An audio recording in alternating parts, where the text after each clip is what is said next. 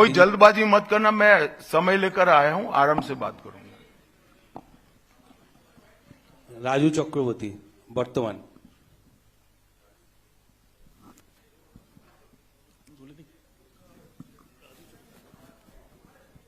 चलो भाई, दूसरे कोई खड़े हो जाओ।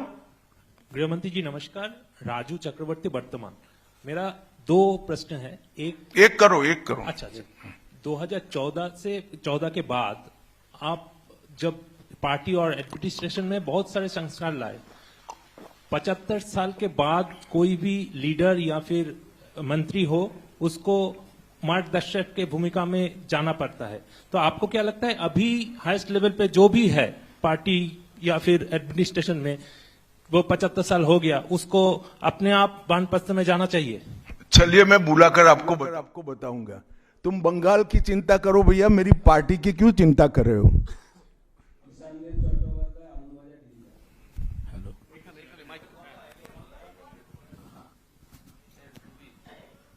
Amit ji, there is anxiety among the Motua communities regarding the papers and documents to be produced in the SIR process. And would you like to consider anything so that they can get rid of their anxiety? मतुआओं को डरने की कोई जरूरत नहीं है। ये Bharatiya Janata party का वादा है। जो शरणार्थी बंगाल में आए हैं वो भारत के नागरिक है, इनका कोई नुकसान नहीं कर सकता, ममता बनर्जी भी नहीं कर सकती। Amit ji, this is Atri Mitra from Indian express.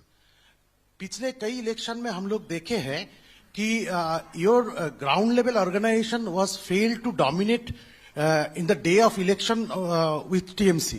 So is your organization is ready for now in 2020? आपने ध्यान से नहीं देखा है। मैंने इसीलिए पहले भाजपा की विकास यात्रा, भारतीय जनता पार्टी की विकास यात्रा बनाई।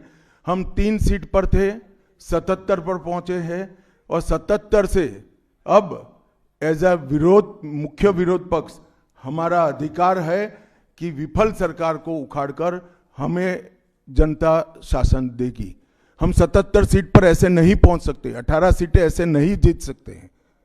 हमारा काम बूथ तक पहुंच चुका है, इसी के कारण हमें सफलता मिली है। प्रसेनजीत बख्शी, दूरदर्शन।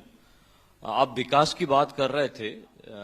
हम अलग अलग शहर में जब मेट्रो की बात करते हैं तो हम मेट्रो की सूचना घोषणा देखते हैं और बाद में 2-3 महीने बाद मेट्रो चढ़ते हैं। लेकिन कोलकाता में हम देखते हैं कि हम बचपन से मेट्रो का काम चलते रहते हैं और खास तौर से मैं जब ऑफिस जाता हूं देखता रहता हूं कि एक जगह है जहां पे मेट्रो का काम आधा अधूरा पिछले कई सालों से है और 2-3 बार हाईकोर्ट का इंटरवेंशन के बावजूद भी वो काम हो नहीं पा रहा है और इसीलिए कई सारे जो यात्री है काफी उसका दिक्कत हो रही है। तो ये जो यहाँ पे विकास का काम इस तरह से केंद्र और प्रदेश की खींचतानी में रुकावट देखते हैं, इसमें कैसे इसका इलाज किया जाता है? बैठ जाइए। देखिए, भारत सरकार पूरे देश में इंफ्रास्ट्रक्चर के डेवलपमेंट के लिए बहुत सारे काम कर रही है। अगर भारत सरकार का पक्षपाती कामकाज का तरीका होता तो वो तमिलनाडु को भी अप्लाई हो सकता था, तेलंगाना को भी अप्लाई हो सकता था और हर राज्य को अप्लाई हो सकता था। सभी जगह इंफ्रास्ट्रक्चर के काम अच्छे चल रहे हैं। सिर्फ बंगाल में तकलीफ क्यों आ रही है? क्योंकि मेट्रो हवा में नहीं चल सकता, भूमि चाहिए। भूमि पर जो एंक्रोचमेंट है वो खाली कराने का काम राज्य सरकार का है। यहां भारत सरकार जो भी योजना लाए इसका विरोध करना, ये मानसिकता से सरकार चल रही है, जो बंगाल का भी भला नहीं कर रही है, देश का भी भला कर रही है। क्यों तमिलनाडु की मेट्रो में प्रॉब्लम नहीं हो रहा है? क्यों तेलंगाना की मेट्रो में प्रॉब्लम नहीं हो रहा है? यूपी में लखनऊ में मेट्रो तब लगी जब अखिलेश जी मुख्यमंत्री थे, वहां पर भी प्रॉब्लम नहीं हुआ। मेरा तो आपसे आग्रह है, इतने अभ्यासु पत्रकार हो, कुछ पत्रकारों का संघ बनाकर इसके डेप्थ में जाकर व्हाइट पेपर बाहर निकालो कि सारी योजनाएं क्यों अटक गई है, तो आपको मूल कारण मालूम पड़ जाएगा।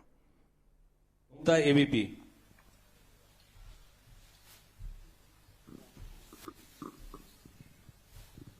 अमित जी, अभी आपने वंदे मातरम की चर्चा का जिक्र किया, लेकिन उसके साथ में जो है एक चर्चा और हुई थी जी राम जी, जो अभी जो कानून की शक्ल ले चुका है। उस दौरान भी जो है ममता बनर्जी और अभिषेक बनर्जी लगातार ये कहते रहे कि केंद्र सरकार से फंड ही नहीं आता तो हम विकास कैसे करें, वो फंड रोकना और उसका विरोध किया। देखिए भाई, इनके विरोध को अब देश में कोई गंभीरता से नहीं ले रहा है। अगर कोई एक स्टेटमेंट भारत सरकार करेगी कि भारत देश कोई भी क्षेत्र में सबसे पहले आएगा तो भी ये विरोध करेंगे। विरोध उनका स्वभाव हो चुका है। इनके विरोध को कोई गंभीरता से नहीं ले रहा है, ना जमीन पर इसका कोई विरोध का असर दिख रहा है। लोहिया, एनडीटीवी। गृह मंत्री जी नमस्कार। पहला सवाल यह है कि कई ऐसी केंद्र की स्कीम्स आती हैं जिनको बंगाल में इम्प्लीमेंट नहीं किया जाता है। कहा जाता है कि केंद्र कोऑपरेट नहीं कर रहा है, और ये भी कहा जा रहा है कि अगर भारतीय जनता पार्टी की सरकार आई बंगाल में तो जो तृणमूल कांग्रेस की कल्याणकारी स्कीम्स हैं उन्हें रोक दिया जाएगा। आप कैसे देखते हैं इसको? देखिए, मैं बंगाल की जनता को यह अपप्रचार चल रहा है, इससे स्पष्ट रूप से भारतीय जनता पार्टी की ओर से कहना चाहता हूं कि भारतीय जनता पार्टी की सरकार बनने के बाद अभी की जो सरकार जो स्कीमों के नाम से जो कुछ भी चला रही है, एक भी स्कीम बंद नहीं होगा। और हमारे घोषणा पत्र में हम जितने भी स्कीमें करेंगे उसको जमीन पर उतारेंगे। ये हमारा रिकॉर्ड है, ट्रैक रिकॉर्ड है, देश भर में है। उज्जवल राय, एएनआई। सर, आपने सबसे पहले ही घुसपैठियों की बात की है, जो सबसे बड़ा मुद्दा देश के लिए भी है, और खासकर पश्चिम बंगाल जिस तरह से बांग्लादेश का अभी मौजूदा हालात है उसको देखते हुए। लेकिन जो सवाल आपने किया है उस पे प्रतिक्रिया ये मिलती है कि बीएसएफ तो केंद्र के अधीन है, आखिर ये विरोधाभास तुम कहां भाभी जी को याद करते थे? मैंने पहले ही जवाब दे दिया। बीएसएफ जब तक फेंसिंग नहीं होती है तब तक बीएसएफ सुरक्षा नहीं कर सकती है। बीएसएफ को भूमि देनी पड़ेगी फेंसिंग के लिए भारत सरकार को। मेरे स्तर पर मैंने 7 पत्र लिखे ममता बनर्जी को। ये 6 साल के अंदर 3 बार गृह सचिव यहां आकर मीटिंग कर गए चीफ सेक्रेटरी से। मैं पूछना चाहता हूं तृणमूल कांग्रेस की सरकार को, जमीन देने में क्या डर है? कि आपकी कोई रिस्पॉन्सिबिलिटी नहीं है, या आप घुसपैठ होने देना चाहते हो?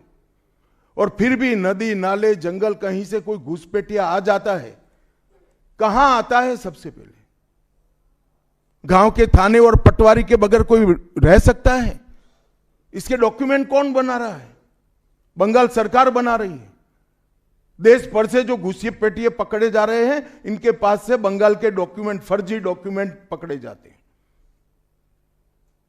उन्होंने घुसपैठियों को अपनी वोट बैंक मजबूत करने के लिए राज्य सरकार की नीति के रूप में स्वीकार कर लिया है। इसलिए मैं कहता हूं कि तृणमूल कांग्रेस घुसपैठ नहीं रोक सकती। बंगाल की डेमोग्राफी खतरनाक तरीके से बदल रही है और आने वाला समय बहुत चिंताजनक है।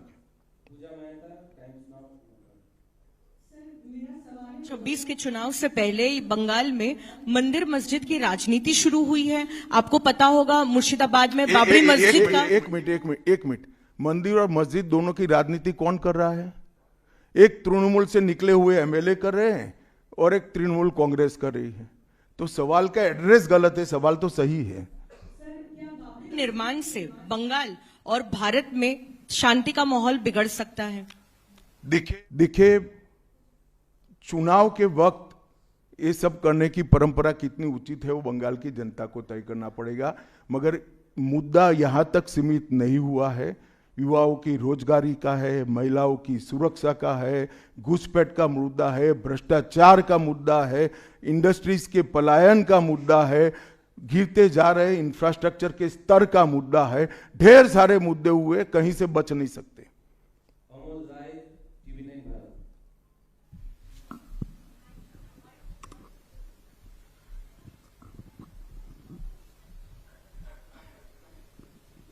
सर, मेरा एक प्रश्न ये है कि आज ममता बनर्जी लगातार 2 दिनों से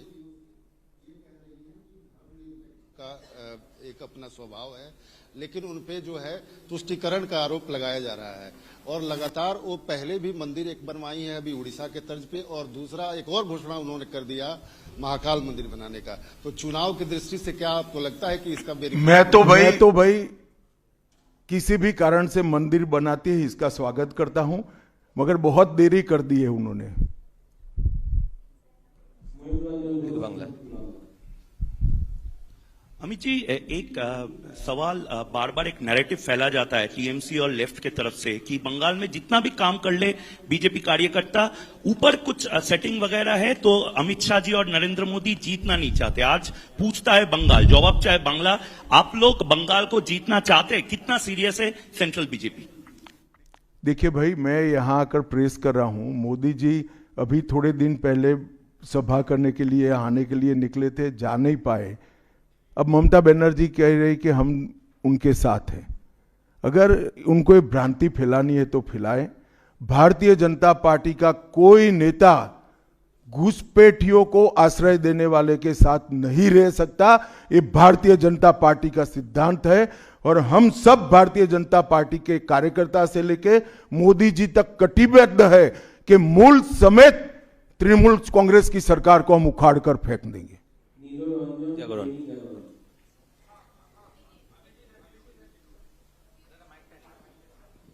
जी, मैं यहाँ, ये अभी आप कह रहे थे कि 3000 जो हैं भाजपा के कार्यकर्ता जो है घर छोड़कर भागना पड़ा उनको इलेक्शन के कारण, 300 की हत्या भी हुई है।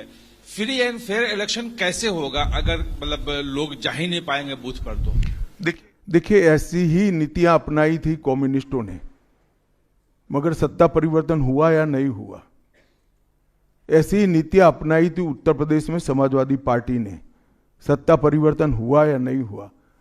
लोकतंत्र में जनता महान होती है और जनता जब तय कर सकती है, कर लेती है, किसी भी तानाशाह का कुछ नहीं चलता।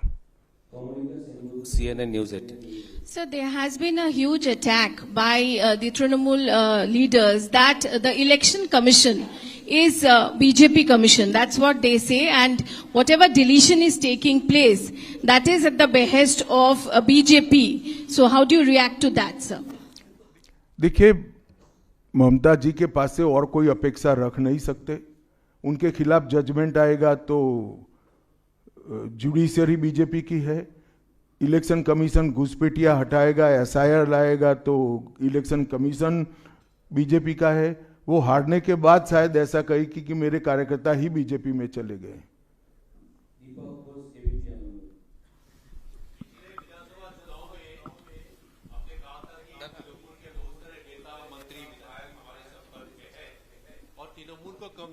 मैंने नहीं कहा भैया, ऐसा कभी नहीं कहा।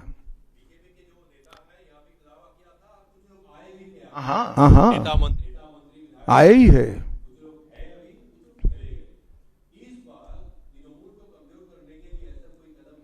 तृणमूल को अरे सुनिए ना, समझ गया मैं आपका सवाल। तृणमूल को कमजोर करने की भारतीय जनता पार्टी को कोई जरूरत इसलिए नहीं है कि तृणमूल अपने अव्यवस्थाओं के कारण, अपने कामों के कारण जनता के बीच में कमजोर हो चुकी है। बांग्ला। अमित जी नमस्ते।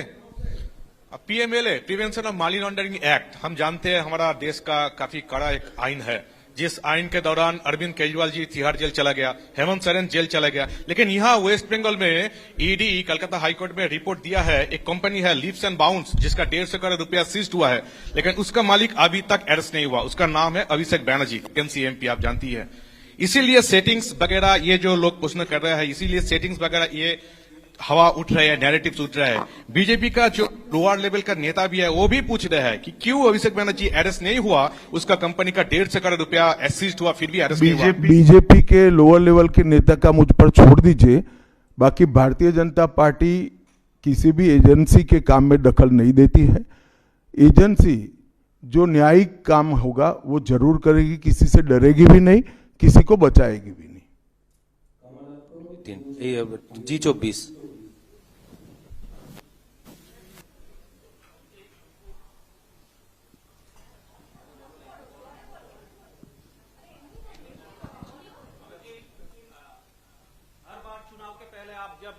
आते हैं अपना एक टारगेट देते हैं बीजेपी लीडर और सभी को, तो इस साल 26 के चुनाव के पहले अब सुने नहीं, मैं कहा 2/3 बहुमत के साथ सरकार बनाएंगे, 2/3 मेजोरिटी के साथ सरकार बनाएंगे, तो टारगेट हो ही गया।